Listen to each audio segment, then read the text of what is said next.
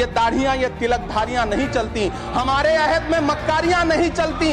दिलों को, हम कबीले वालों के दिल जोड़िए मेरे सरदार, सरों को काट के सरदारियां नहीं चलती। प्रधानमंत्री जी खुद वायनाड गए थे, उन्होंने वहाँ का दुख, वहाँ की किसानों की पीड़ा खुद देखी। मैं उनसे आग्रह करना चाहती हूँ आपके द्वारा कि केरला और वायनाड के किसानों के प्रति भी कुछ हमदर्दी दिखाएं। इस सरकार की आर्थिक नीति तबाही और बर्बादी की ओर इस देश को ले जा रही है। नमस्कार, मैं ऋतिक। आज संसद में कई अहम मुद्दों पर गर्मागर्म बहस हुई। किसानों की समस्या से लेकर मनरेगा के फंड में कटौती और स्टॉक मार्केट की ऐतिहासिक गिरावट तक हर मुद्दे पर विपक्ष ने सरकार को घेरा।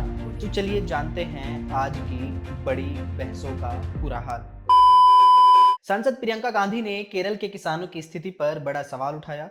उन्होंने सरकार से पूछा कि मूल विदर्भ पैकेज के तहत केरल के 3 जिलों यानी वायनाड, फलक्कड़ और कासरगोड के किसानों को क्या लाभ मिला है। उन्होंने सरकार पर तंज कसते हुए पूछा कि क्या सरकार वायनाड के किसानों की स्थिति पर विशेष समीक्षा करेगी और 2024 में आई प्राकृतिक आपदा के बाद किसानों को भारी नुकसान हुआ है, क्या सरकार इस पर ठोस कदम उठाएगी। That under the original Vidarbha package, 3 districts of Kerala were included. These were Wayanad, Palakkad and Kasaragod. Would the minister be pleased to state the achievements of this package in the 3 districts?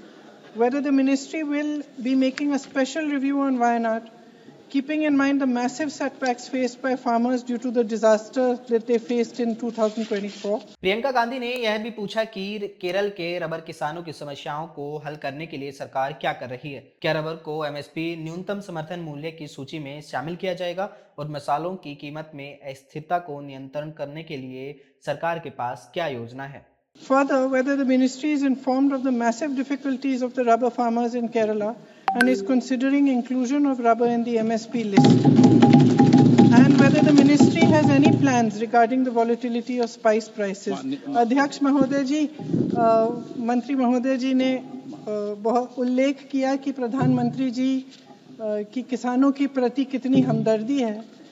प्रधानमंत्री जी खुद वायनाड गए थे, उन्होंने वहाँ का दुख, वहाँ की किसानों की पीड़ा खुद देखी। मैं उनसे आग्रह करना चाहती हूँ आपके द्वारा कि केरला और वायनाड के किसानों के प्रति भी कुछ हमदर्दी दिखाएं। वहीं ऊपरी सदन में अपनी आवाज उठाते हुए सांसद सोनिया गांधी ने भी मनरेगा के फंड में कटौती को लेकर सरकार पर सीधा हमला बोला। उन्होंने कहा कि यूपीए सरकार के समय मनरेगा एक क्रांतिकारी योजना थी जिसने करोड़ों ग्रामीण गरीबों को आर्थिक सुरक्षा दी, लेकिन वर्तमान सरकार ने इसे कमजोर कर दिया है।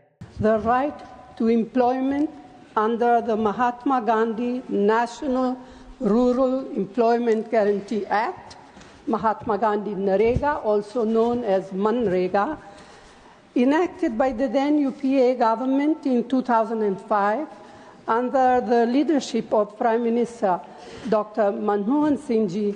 This landmark legislation has been a crucial safety net for millions of rural poor.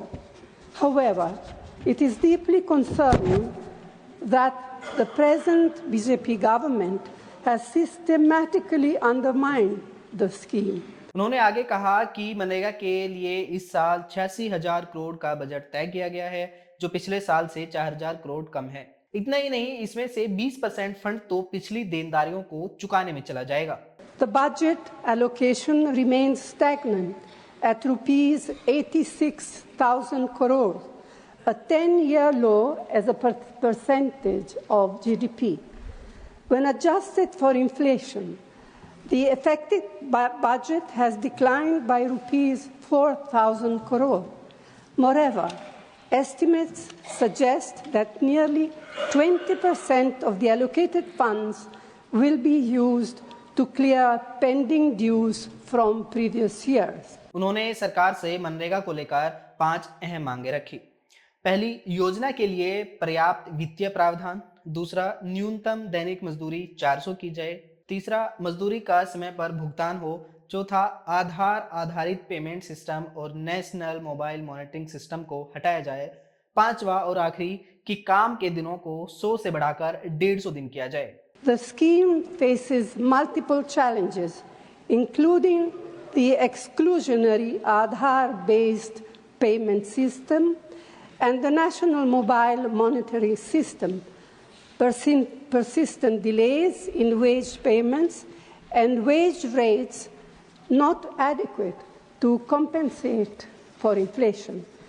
In light of these pressing concerns, the Congress Party demands the following. 1.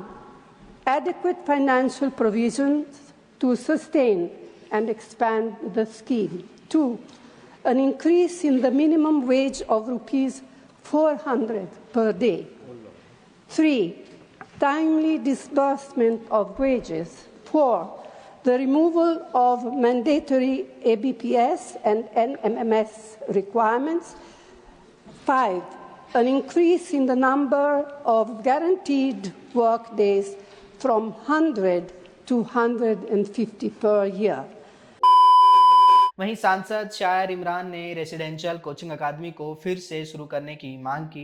उन्होंने कहा कि 2009 में यूपीए सरकार के तहत यह कोचिंग शुरू की गई थी, जिससे दूर दराज के गांव के SC, ST और अल्पसंख्यक बच्चों को प्रतियोगी परीक्षाओं की तैयारी में मदद मिली थी। यूपीए की चेयरपर्सन रही श्रीमती सोनिया गांधी जी और पूर्व प्रधानमंत्री डॉक्टर मनमोहन सिंह साहब को सैल्यूट करूंगा, जिनकी कोशिशों से सच्चर कमेटी की सिफारिशों के बाद 2009 में कोचिंगों के अभाव में प्रतियोगी परीक्षाओं में हिस्सा न ले पाने वाले SC, ST और माइनॉरिटी के छात्रों के लिए रेजिडेंशियल कोचिंग एकेडमी शुरू की गई थी।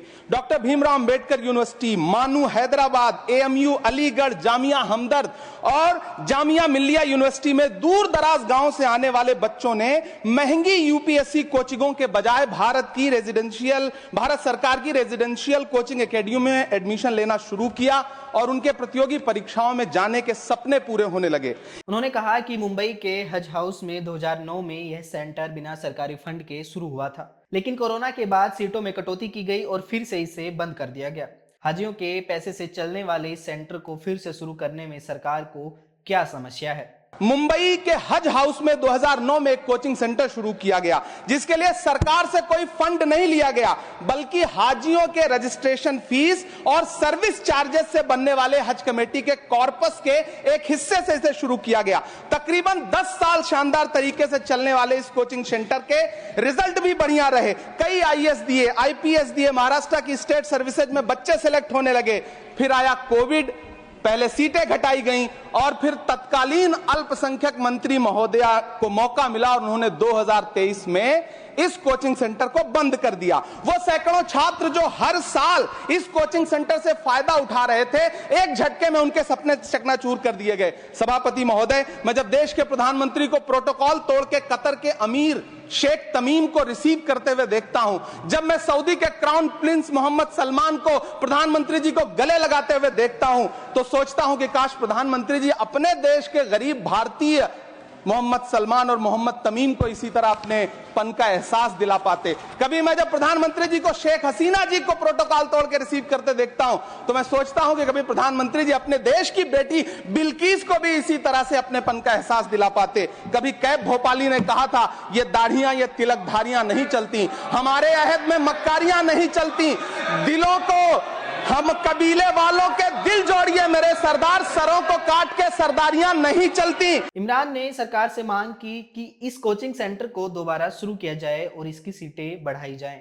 सभापति महोदय, मेरा अल्पसंख्यक मंत्रालय से अनुरोध है कि हाजियों के पैसे से चलने वाले हज हाउस कोचिंग के कोचिंग सेंटर को फिर से शुरू किया जाए। न सिर्फ शुरू किया जाए, बल्कि उसकी सीटें भी बढ़ाई जाएं। जब पैसा सरकार को नहीं देना है, बल्कि हाजियों का जो कॉर्पस सैकड़ों करोड़ रुपए के रूप में इकट्ठा है, उससे इसको चलना है कोचिंग सेंटर को, तो फिर इस कोचिंग सेंटर को चलाने में और देश के बाकी हज हाउसेज में इसे शुरू करने से सरकार को परेशानी क्या है।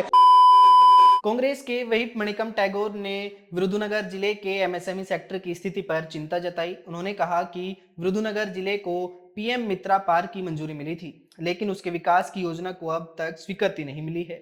Virudhunagar as MSME, it's a MSME district, as well as from the fireworks and match industries are there, and printing and textile industries are there. Virudhunagar got a PM Mitra Park, but undue delay in development plan approval. उन्होंने कहा कि माननीय मंत्री जी, SIP court के विकास की योजना को मंजूरी मिलने में कितनी देरी हो रही है? क्या सरकार इसके लिए कोई समय सीमा तय करेगी? before SPV, which is headed by the Secretary of Textile, Government of India is there. When it will be approved, can the Honorable Minister will give a timeline for the approval? उन्होंने सरकार से आग्रह किया कि इस योजना को जल्द से जल्द मंजूरी दी जाए ताकि स्थानीय उद्योगों को फायदा मिल सके। We can assure the House about the approval part also. और कांग्रेस के राज्यसभा सांसद प्रमोद तिवारी ने शेयर बाजार की ऐतिहासिक गिरावट को लेकर सरकार पर निशाना साधा। उन्होंने कहा कि पिछले 30 सालों में यह सबसे बड़ी गिरावट है। लाल स्ट्रीट रक्त रंजित हो गया है, चारों तरफ तबाही मची हुई है। 30 साल की रिकॉर्ड गिरावट शेयर मार्केट में दर्ज की गई है। पिछले 5 महीने में 95 लाख करोड़ का नुकसान हुआ है। विदेशी निवेशकों ने 1.67 लाख करोड़ की पूंजी भारतीय बाजार से निकाल ली है। इसका सबसे बड़ा असर छोटे निवेशकों पर पड़ा है। पिछले 5 महीने में 95 लाख करोड़ स्वाहा हो गए हैं। विदेशी निवेशकों को भारतीय बाजार अब आकर्षक नहीं लग रहा है, इसलिए 6 महीने में 1.67 लाख करोड़ बाजार से निकाले गए हैं। उन्होंने सरकार से निवेशकों को राहत देने के लिए ठोस कदम उठाने की मांग की। भारतीय शेयर बाजार विश्व में सबसे खराब प्रदर्शन करने वाले बाजारों में शामिल हो गया है। बड़े बड़े शेयर धड़ाधड़ गिर रहे हैं। सबसे ज्यादा नुकसान बाजार की इस गिरावट पर छोटे निवेशकों पर आ रहा है। तिवारी ने कहा कि आर्थिक नीतियों में बदलाव जरूरी है ताकि बाजार को स्थिर किया जा सके। देश में आर्थिक मंदी की चिंता, उम्मीद से कम कमाई, रुपए की लगातार कमजोरी, कम उपभोग के कारण हम कारपोरेट कमाई भी शामिल है। भारत की जीडीपी में गिरावट आई है। मैं इस सदन के माध्यम से सरकार से आग्रह करता हूं, निवेशकों को राहत पहुंचाने के लिए कोई ठोस कदम उठाए। इस सरकार की आर्थिक नीति तबाही और बर्बादी की ओर इस देश को ले जा रही है। सरकार को सुधार करने की जरूरत है। जो कुछ लोग विश्वगुरु बन रहे हैं। तो ये थी आज संसद की सबसे बड़ी बहसें। इन मुद्दों पर आपकी क्या राय है कमेंट में जरूर बताइए और ऐसी ही इनसाइट के लिए चैनल को सब्सक्राइब कीजिए। नमस्कार।